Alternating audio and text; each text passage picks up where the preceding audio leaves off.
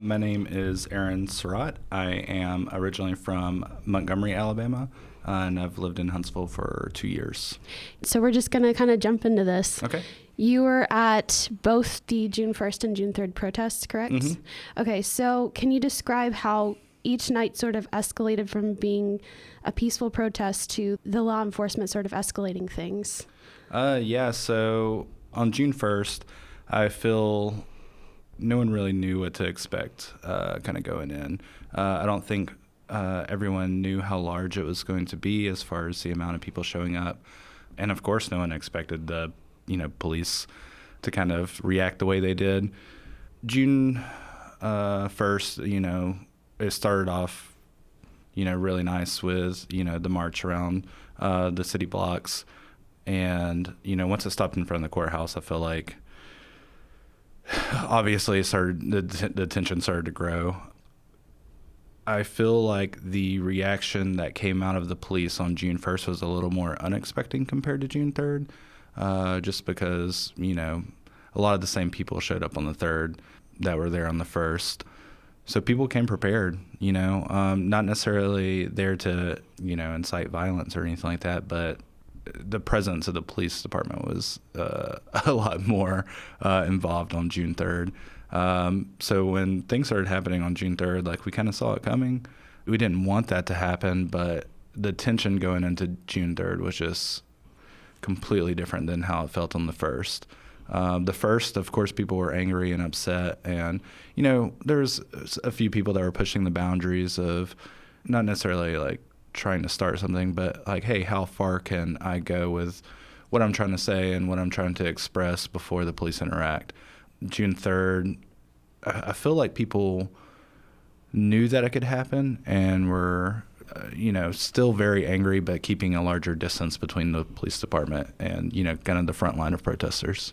What I'm not really, I've seen it in a few places, but what I don't really hear about is what it felt like beforehand. Can you describe what that environment was like before things got kind of chaotic? June 3rd, the NAACP rally was amazing. It was powerful. I showed up with my camera, and as I was walking into Big Spring Park, there's people asking that brought in cases of water and was like, please take a case of water and help pass it out. So, I was going in to initially take photos, and then, of course, I want to do every part I can. So, I spend the first 20 minutes just passing, water bottles around in this mass amount of people, and everyone's there to support each other and just be there with one another. It was thousands of people. It was amazing. And at that point, I didn't realize that the march had been canceled. It was originally, supposed to go, trying to remember, till about 8 o'clock. And then I think it was only a few hours before is when they changed the time. So a lot of people went into the march not really knowing, that it had been canceled. The first thing you see as soon as you get on the street is you see police officers in the parking decks above you, looking down on you. So immediately it starts bringing back kind of that malevolent sense of kind of what's going to happen before anything even happens. And I'm sure you had your camera ready. Oh, yeah. Oh, yeah. As soon as I got rid of the water bottles, I was taking pictures. And I went into June 3rd, regardless of what happened on June 1st, because, I was tear gassed on June 1st, trying to get on my motorcycle, But even so, going into June 3rd, I didn't want to go there with the sole purpose of just capturing, protesters. I actually had the intention to go there and try to find those moments of, kindness and humanity between law enforcement and like the taking and of protesters. The knee and hugging and things like that. I really went in with a lot of hope to be able to capture that and kind of use my, photography to bridge a gap of we're okay out here. We just have to communicate. We have to work together. But unfortunately, I wasn't really able to find any moments to capture. The presence was just overwhelming because everywhere you looked, you saw police officers, and they talk about dispersion and everything like that, but there wasn't really a clear way to disperse. So, yeah. So when things did escalate, how did you feel behind the camera versus how you might have felt without the camera in front of your face, you know? I think being behind the camera gave me, you know, the confidence to be able to be a little bit more involved, be a little bit closer. Did you get any tear gas that night? Oh yeah, so much, Oh, wow. so much. So that was kind of one thing I was gonna talk about too. Is, you know, I had you know, goggles and everything, but, you know, with sweat and everything, you kind of forget every once in a while, and you go up and you wipe your eyes, and so many times there would be gas in my eyes. And when things started really popping off with, you know, flashbangs and everything, there was moments where I was just kind of pointing my camera and hoping for the best. So you couldn't see. Right, and right. you were sort of blindly shooting Right. what was in front of you. Mm-hmm. And of course, you know, when, you know, I finally was able to look at the pictures, there was a lot of things that I don't even remember seeing with my own eyes. You have some powerful images there. Yeah. Thank you. It's something I'm proud to have captured, but something that, you know, I'm not happy to photograph. One photo that really stood out to me is the one where it's a woman who has goggles on, and there is a man who's holding her up. She looks terrified, and he has sort of a vest on that says security across the chest. There's tear gas in the background, a huge cloud of tear gas, and a wall of police. So that one really stuck with me.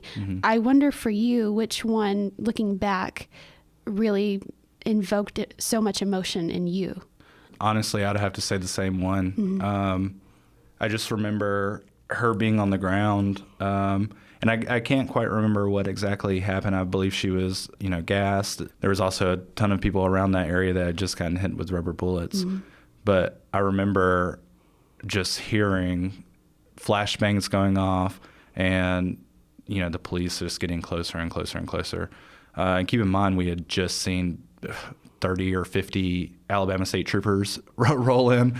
I mean, it was a war zone. That's what it felt like. And that security officer, it was actually 2 security officers that were there for, you know, the protesters were just amazing. Everywhere you turned, they were helping.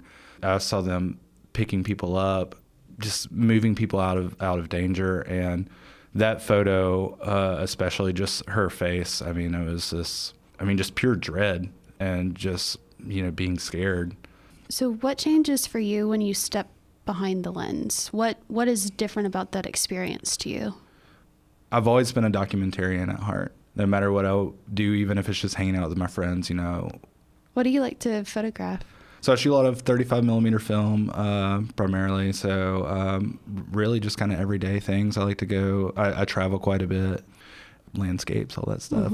But documentarian has always been kind of a passion. So these moments when I have the opportunity to capture history, it inspires me to be more involved. Because I don't want people to think that I'm just there to get photos for my own purpose. These photos, you know, are about capturing history and bringing attention to, you know, movements and change. I don't ever want to make money off these photos. If I chose to make money off of injustice, you know, then just take a camera away from me. That's not the point of it. I'd like to know what sort of message you hope that people take away when they see the photos that you took that night. I hope that, you know, people see that we're going through the largest human rights movement in history. It's not just here in Alabama. It's all over the world. You know, I want people to know that injustice is real and that it's not just happening to the people they see on TV. It's happening to our citizens, our neighbors, our communities. It's not just happening to low-income families or people, minorities. It's happening to everyone. And we have to communicate. We have to find a way to communicate and come together and hold our leadership accountable, because our leadership, the ones that we put in office, are the ones that are making the decisions that happen on June 3rd. And those are the people that we need to hold accountable.